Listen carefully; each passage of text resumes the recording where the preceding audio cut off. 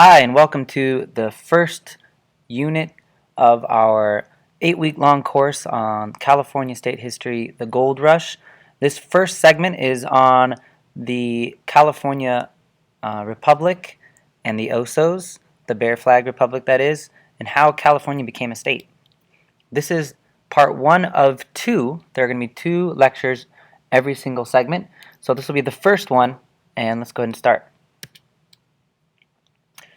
We're going to start by talking about where we are. Where are we in time? Now, since this is the second unit of our study in our social studies course throughout the year, we just left off where the Spanish are no longer in control of California, and it is now controlled by Mexico. And you can see a map during this time, which is about the 1830s. You can see the part on the map that is blue is America. Mexico is the yellow part, and Canada is the pink part. So you can kind of see in the the left-hand side where California is on the Pacific side coast, and you can see that's all occupied by Mexico. So that's kind of where we're starting this unit. And currently, as of this point, California is owned by Mexico. Let's go ahead and update our timeline that we've been keeping all year in your comp notes. We're going to add in 4 different segments. The first is 1542, when Juan Cabrillo explored Alta California and discovered it. Then we're going to talk note 1769, where Father Serra started the first mission in San Diego, and that led to the creation of many more missions. And then we want to mark in 1810, the Mexican War for Independence. As you remember, that was because of the way that the Mexican-born Spanish people were being treated by people from Spain. They saw how North America and they saw how the United States broke away from England, and they wanted to do it as well, so they started this Mexican War for Independence. They won after a long period of time, and they became in charge of the northern part of North America. And you can also see 1834, that is when you have secularization and the end of the missions. Secularization, if you can remember, is the separation of church and state. Why is that important? Because the church can no longer tell governments what to do. And for a very, very long time, that was the case. So go ahead, just like we've been doing all year, copy down these notes, pause the video. Once you've written them all down, continue the video on. Trailblazers headed west because John Sutter was a blank, and he was important because Manifest Destiny is U.S. fought Mexico because President Polk, in the year blank, the Osos, the California flag represents. I also wanted to say that we're probably not going to get through all of them today in this first video, obviously, so we're probably going to get through the first 3, and then in part 2 we'll do the next 4. So in this video you should have 1, 2, and 3 complete. If you did not get those notes down, if you're not really sure what you're supposed to put in there, save those questions for the discussion we have in class after watching this video. We're going to start by talking about those who blazed a trail west from the east coast of the United States to the west coast. These adventurous rogues were trying to find the American dream and trying to prosper in a different way than the more conventional get some land, become a farmer way that many people were doing. What they would do is they would head out into the woods, out into the wild, into these dangerous unknown, and they would try to trap or catch furry animals like beavers and turn them into hats for the fancy ladies in New York. So they were heading out and they were trying to get these beaver furs. But there's a few problems with that. As they were heading west, they'd either run into hostile Native Americans who said, hey, get off our land, these are our beavers, or they could run into other trailblazing beaver hunters, and so there may be a competition between a certain area, so they have to go further out, or it just could have been they just killed all the beavers. There was no beavers left to kill, so they had to go further out to find new ones. And I've highlighted the word frontier because these people were going out into the frontier, or this unknown nature wild area, and they did so. And I mean, you have to think about it. It's just kind of like camping, but just camping for a very long time. And if you go out there, you know, obviously if something goes wrong, you're kind of stuck. If you break your leg, it's not good. So it's a very dangerous proposition to do this. So not everyone was up to the task. But these trailblazers, or the original people who started heading west, kind of discovered new paths for people to follow. And we're going to take a look at the picture that you can kind of see if you squint your eyes in the top left or right hand corner. We're going to blow that up. We're going to take a look at the paths that these trailblazers created. And trailblazer is someone who starts an original trail. So there was no trails in front of them. They make a trail. Now other people will follow their trail. Kind of let those guys make the mistakes. If you notice the trails here that they've kind of created, they are not in a straight line. Why is that? A straight line is the fastest way from point A to point B. Well, the reason for that is probably for a couple different reasons. One, maybe they're trying to avoid like a desert. B, or two, they were trying to follow water, because if you head out in a straight line and you're not next to water, if you're walking for 50 or 80 miles out into the wilderness, there's no water, you're probably not going to go very far, or you'll die. And another reason may be because of the mountains. They couldn't go straight through a mountain, so they'd go around a mountain or try to find paths through the mountain.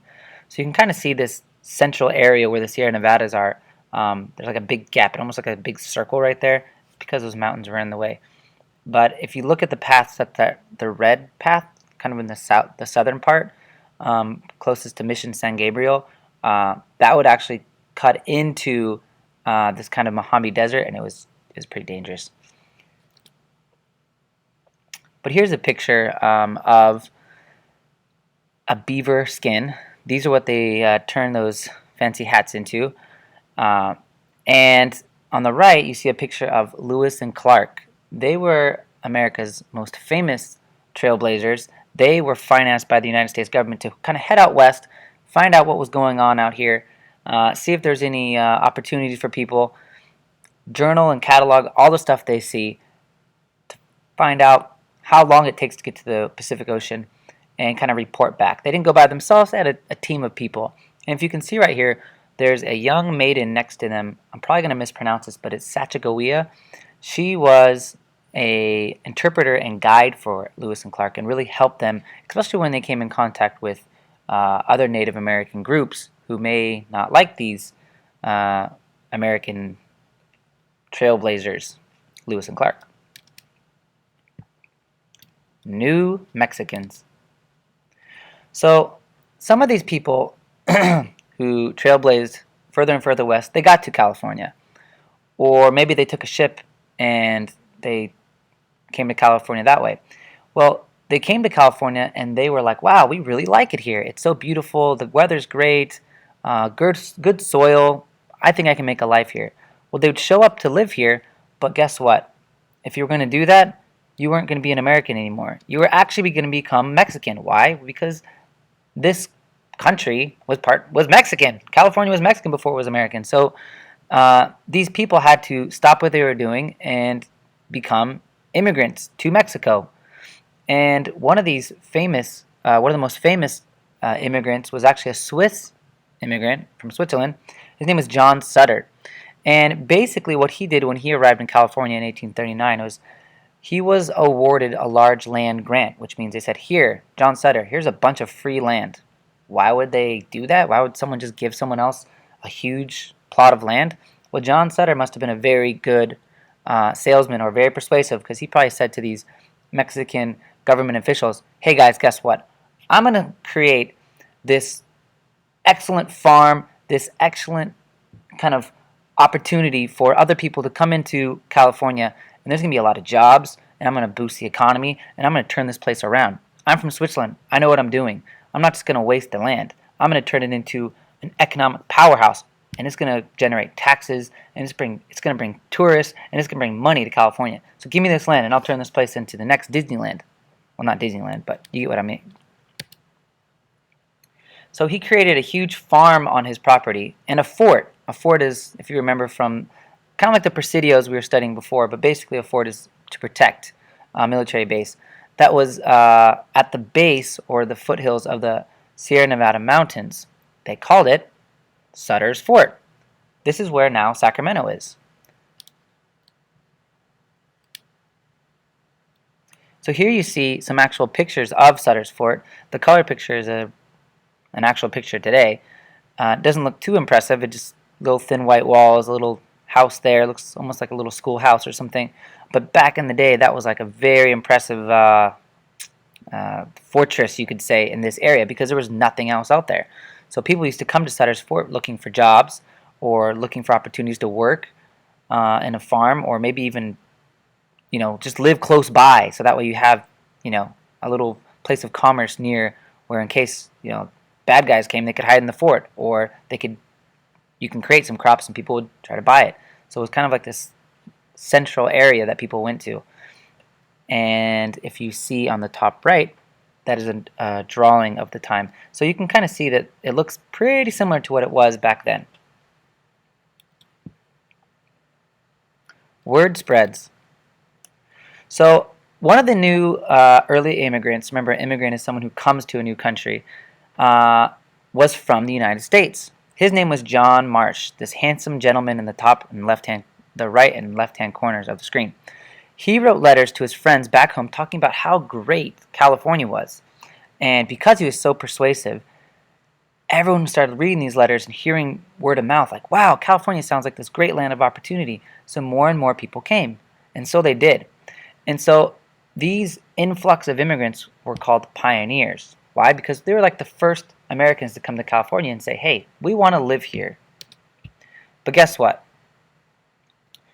With all these influx of people coming in, they helped to start the Oregon Trail and other trails west, which is also called the California Trail. Oregon is the state above California, and that was also another place people came to come and live because they've also had letters similar to John Marsh saying, hey, it's great to live out here, lots of opportunity, great soil, etc., etc. Come on out. Now, Oregon Trail was very memorable for me in my childhood because I played this computer game when I was in school. Now, don't be scared, but this is what the computer screens looked like when I was a kid.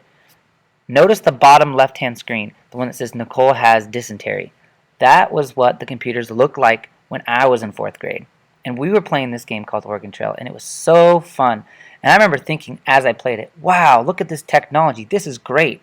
And then I saw the colored screen going back to 1848. I thought, man, humankind has really come a far way.